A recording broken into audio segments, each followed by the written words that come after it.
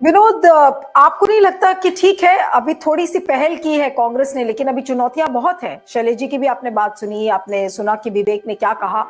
लाभार्थी पॉलिटिक्स, धार्मिक राष्ट्रवाद और तमाम तरीके के जो खोखले मुद्दे उठा उठाकर और बीजेपी लोगों का जो दिमाग बिल्कुल सुन्न कर देती है उन इश्यूज के जरिए। तो आप आखिर ठीक है, आपने एक पहल की है, एक बिल्कुल जो पार्टी जिसको कहा जा रहा था कि बिल्कुल सो चुकी है उसको जिंदा करने की तो कोशिश की गई है, लेकिन एक चुनौती जो बहुत बड़ी है उसमें आप वोटर के मन को चेंज कैसे करेंगे? आपने खुद ही कहा है कि वोटर को समझना पड़ेगा, लेकिन वोटर तो तब समझेगा ना जब आपके पास वो अल्टरनेटिव होगा। आज बीजेपी को कैसे रिप्लेस करेगी? मान लीजिए कांग्रेस को रिप्लेस करना है, वो कैसे करेगी?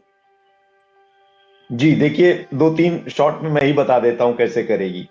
सवाल है कि धीरे धीरे लोगों में एक विचार बन रहा है और वो तुलनात्मक रूप से देख रहे हैं कि किस भाषण से, किस इंटेंशन से इन्होंने अपने आप को दिखाया था। लगातार 2 बार केंद्र की सरकार मिलने के बाद व्यवहारिक तौर पर जमीनी स्तर पर इन्होंने क्या करके दिखाया, वो अब सबका अपना इंडिविजुअल का असेसमेंट है, वो हर घर हर दिमाग में हो रहा है। एक चीज। दूसरी चीज, अब विकल्प के तौर पर मैं 2-3 बातें कह रहा हूं, थोड़ा सा असहमत भी हूं विवेक जी से। देखिए, ये आरएसएस और भाजपा का खेल बहुत टाइम से चला है। आप अटल अडवाणी जी के समय का भी याद करिए। Soft Hindutva, hard Hindutva, RSS से यहाँ पर मत भिन्नता है, ये सब कुल मिला के देश पर राज करने के अलग अलग तरीके हैं। इनका कोई आइडियोलॉजी नहीं। अगर हिंदू के ही हितैषी हैं तो इनको क्या ऐसी परेशानी? राष्ट्रीय मुस्लिम मंच कौन बना रहा है?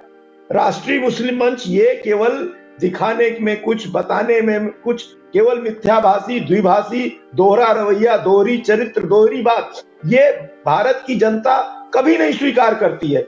वो क्लियर कट संदेश, और उन्होंने वोट भी दिया नीलू जी तो इनके वायदे पे दिया। इन्होंने जो इरादे खोल खोल के बताए, इतिहास में क्या क्या त्रुटियां हुई, गलतियां हुई, उसको आगे किया और उन्होंने कहा इससे बहुत अच्छा हम नया भारत बनाएंगे। तो भाई अब नए भारत की हाँ, पूछ रही है कि भाई मोदी जी, आपने नौकरियों का वादा किया था, आपने कहा था 15 लाख सबके अकाउंट में आ जाएगा। जनता आपको लग रहा है पूछ रही है? जो राज्यों के जो चुनाव है उसमें तो कम से कम ये साबित नहीं होती है चीजें। कहाँ जनता पूछ रही है?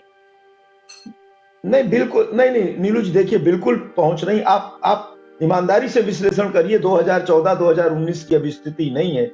हर चुनाव, जब भी सरकार की तरफ से कोई ऐसी परिस्थिति आई कि उसको अपनी नाकामी या अपना सेवा भाव, अपना सिस्टम खुल के जनता के लिए हाजिर करना चाहिए था, तो किसी भी मोर्चे पर ये पूरी तरीके से फेल साबित हुए हैं। तो अब मुझे लगता है आने वाला चुनाव और एक मोमेंटम, देखिए विकल्प की बात होती है। जिस मजबूती से, दृढ़ता के साथ, जिस प्रतिबद्धता के साथ राहुल जी कांग्रेस पार्टी खड़ी है, तो मुझे लगता है अब भारतीय जनता पार्टी, और ये बहुत गंभीर तरीके से सोच रहे हैं कि इनके पास अब कोई रणनीति ऐसी दिख नहीं रही है। इसीलिए कहीं ना कहीं अंदर खाने से आरएसएस के जो कुछ लोग हैं अपवाद स्वरूप, जो समझते हैं कि ये काम अच्छा है देश की बेहतरी के लिए, वो लोग मुक्त समर्थन भी दे रहे हैं। तो ऐसा नहीं है, स्थितियां बदली। हमने देखा 92 के बाद, क्या उत्तर प्रदेश ही आप लीजिए, जहां पर हम आज राम जन्मभूमि की बात कर रहे हैं, मंदिर के निर्माण की बात कर रहे हैं, वहां कितने समय तक भारतीय जनता पार्टी सरकार से वंचित रही। तो जनता सब समझदार है, जानती है। 1-2 बार आपके वायदों पर, झूठ पर अवसर तो दे देगी, लेकिन अगर आप बार बार असफल होंगे और जनता को मूर्ख समझेंगे। भाजपा की सबसे बड़ी समस्या है जनता को मूर्ख समझती है। जनता का आवाज कोई बनना चाहता है, वो किसी भी पृष्ठभूमि का हो, वैचारिक पृष्ठभूमि का हो, तो उसको अपमानित करने का काम करती है। तो ये भारत की जनता समझने वाली नहीं है। हम चाहे घर में हो, समाज में हो, बाहर हो, हम अंदर से बड़े स्वतंत्र विचारों वाले और लोकतांत्रिक नेचर के हैं।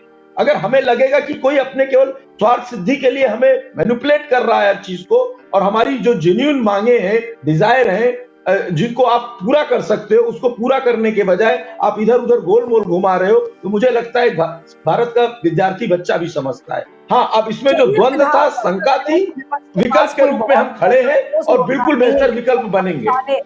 बोला कि वो राम मंदिर 1 जनवरी 2024 को तैयार हो जाएगा, और जब डेट की घोषणा की तो उसके बाद खड़गे जी ने भी बोला कि आप मंदिर के पुजारी हैं या नहीं। उसके बाद जगदानंद जी ने भी ये कहा कि देखिए राम मंदिर तो घृणा की जो भूमि है उस पर बनाया जा रहा है।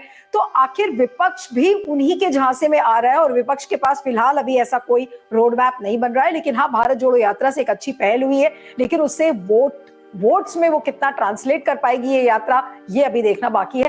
Thank you so much Shailesh ji, Vivek Deshpande, Vinod Singh, thank you so much for joining. और इस वीडियो को ज्यादा से ज्यादा शेयर करिए, फीडबैक भी दीजिएगा, और हमारा खास कार्यक्रम एंगल 360 में आप कल फिर से मेरे साथ जुड़िएगा किसी और विषय के साथ। Thank you.